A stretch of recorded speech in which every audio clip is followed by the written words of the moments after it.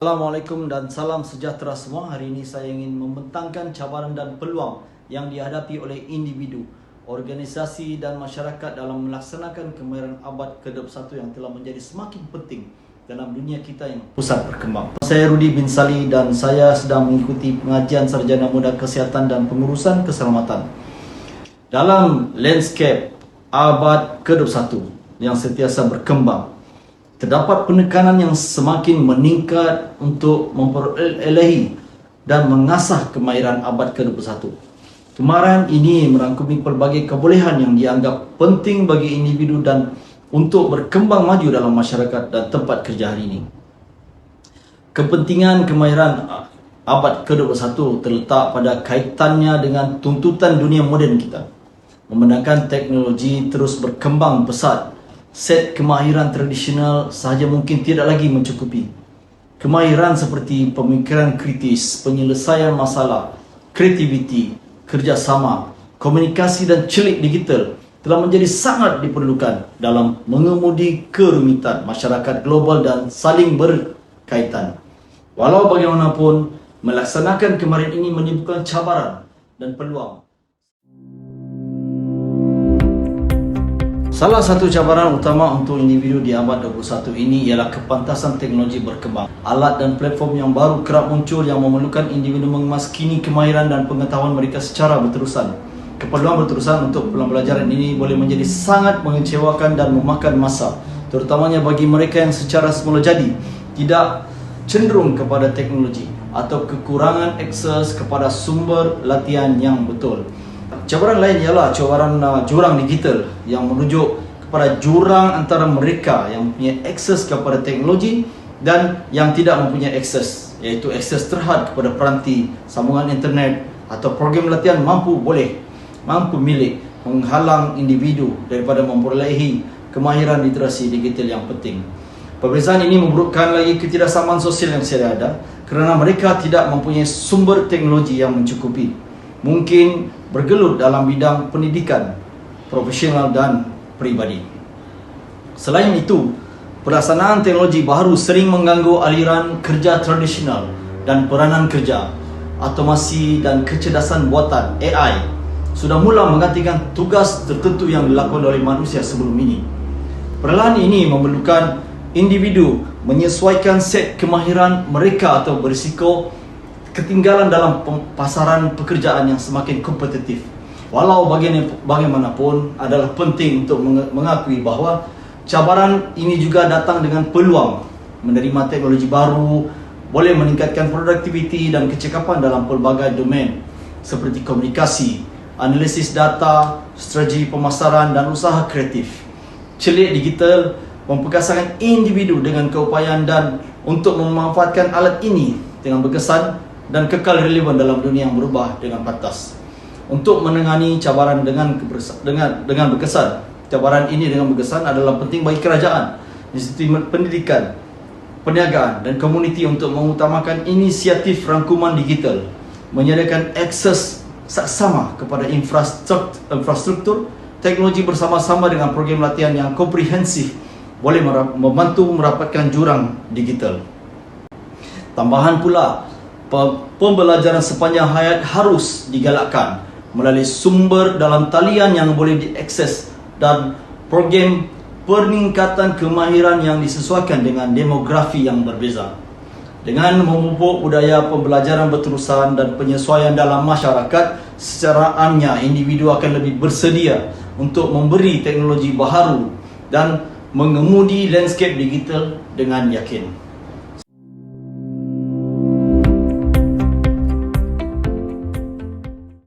Salah satu cabaran utama yang dihadapi oleh organisasi apabila menyepadukan teknologi baharu ialah keserasian dengan infrastruktur yang sedia ada.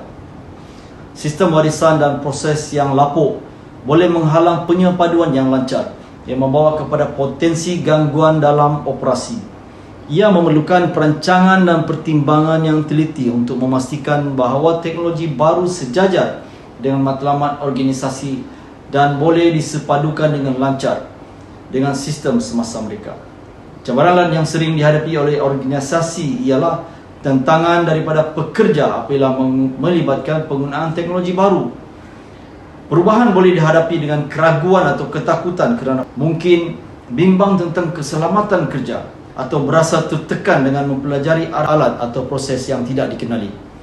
Strategi pengurusan perubahan yang berkesan adalah penting untuk menangani kebimbangan ini dan memupuk budaya keterbukaan dan kebolehsuaian dalam organisasi. Melaksanakan teknologi baru juga memberikan cabaran dalam peluang kepada organisasi. Di satu pihak, mungkin terdapat keluk pembelajaran yang dikaitkan dengan melatih pekerja tentang cara menggunakan alat ini dengan berkesan. Selain itu, mungkin terdapat pertimbangan kewangan seperti kos pelaburan awal atau perbelanjaan penyelenggaraan yang berterusan. Walau bagaimanapun, menerima teknologi baru juga membuka pintu untuk peningkatan kecekapan, produktiviti dan inovasi dalam sesebuah organisasi. Automasi tugas berulang boleh membebaskan masa berharga untuk pekerja memberi tumpuan kepada inisiatif yang lebih strategik.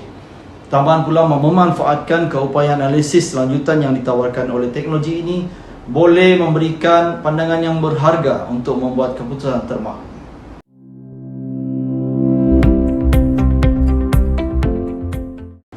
Dalam era digital yang semakin pesat dan berkembang, masyarakat menghadapi pelbagai cabaran yang timbul daripada ketidaksamaan dalam akses kepada teknologi dan pendidikan. Pernahkah anda terfikir potensi yang jurang wujud antara kumpulan sosioekonomi yang berbeza dengan tumpuan khusus memberi kesan akses terhadap komuniti yang kurang mendapat perkhidmatan? Satu cabaran penting ialah perbezaan dalam akses kepada teknologi. Walaupun kemajuan dalam teknologi yang membawa manfaat dan peluang yang besar, tidak semua ahli masyarakat mempunyai akses yang sama kepada sumber ini. Komuniti yang kurang mendapat perkhidmatan selalunya terletak di kawasan luar bandar atau kawasan yang kurang bernasib baik dari segi ekonomi. Mungkin kekurangan infrastruktur dan ketersambungan yang diperlukan untuk mengambil bahagian sepenuhnya dalam dunia digital. Akibatnya, individu dalam komuniti ini mungkin mendapat halangan apabila ia datang untuk mengakses sumber pendidikan dan menggunakan alat teknologi. Selain itu, terdapat jurang yang membimbangkan antara kumpulan sosioekonomi yang berbeza mengenai pemerolehan kemahiran penting. Jurang digital memburukkan lagi jurang ini kerana mereka yang kekurangan akses kepada teknologi terus terhalang daripada membangunkan kemahiran literasi digital yang penting. Pekerjaan yang terhad dan mengurangkan peluang untuk mobiliti menaik. Sebagai contoh, individu daripada latar belakang berpendapatan rendah mungkin bergelut untuk bersaing dengan kemajuan teknologi disebabkan oleh sumber pendidikan yang tidak mencukupi atau program latihan yang tidak mencukupi. Ini mewujudkan kitaran di mana kumpulan tertentu ketinggalan semasa yang lain maju dalam pembangunan kemahiran mereka. Untuk menggambarkan perkara ini dengan lebih lanjut, pertimbangkan komuniti yang kurang mendapat perkhidmatan di mana pelajar tidak mempunyai akses kepada komputer atau sambungan internet yang dipercayai di rumah. Pelajar ini mungkin berada dalam keadaan kurang bernasib baik berbanding rakan sebaya. Mereka yang mempunyai akses mudah kepada platform pembelajaran dalam talian dan sumber pendidikan yang lain. Akibatnya mereka juga mungkin bergelut secara akademik dan menghadapi cabaran apabila mencari pendidikan tinggi atau peluang pekerjaan yang memerlukan kecekapan teknologi.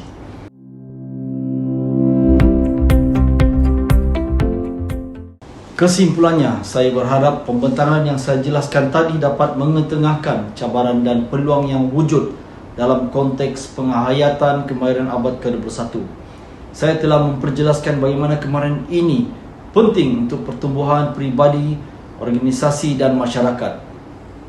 Sepanjang menjalankan tugasan ini, saya telah menyedari kepentingan menyesuaikan diri dengan dunia yang sentiasa berubah dan terus mempelajari kemahiran baru. Dengan berbuat demikian, individu boleh kekal relevan dalam profesi mereka dan organisasi boleh kekal berdaya saing dalam pasaran yang berkembang pesat. Adalah penting untuk mengakui bahawa menguasai kemahiran abad ke-21 bukan sekadar pilihan tetapi keperluan untuk berjaya. Memenangkan teknologi terus maju pada kadar yang tidak dapat dibayangkan pada abad ini. Sesiapa sahaja yang menentang perubahan risiko ini akan ketinggalan. Oleh itu adalah penting untuk kita menerima peluang ini dan melengkapkan diri dengan alat dan pengetahuan yang diperlukan. Ringkasnya, dengan mengiktiraf cabaran dan peluang yang dikemukakan oleh kemahiran dalam abad ke-21 ini, kita boleh memupuk pertumbuhan peribadi, memacu kejayaan organisasi dan menyumbang kepada kemajuan masyarakat. Marilah kita semua komited untuk pembelajaran dan penyesuaian yang berterusan sambil kita berusaha ke arah kecemerlangan dalam dunia yang sentiasa berubah ini. Sekian, terima kasih.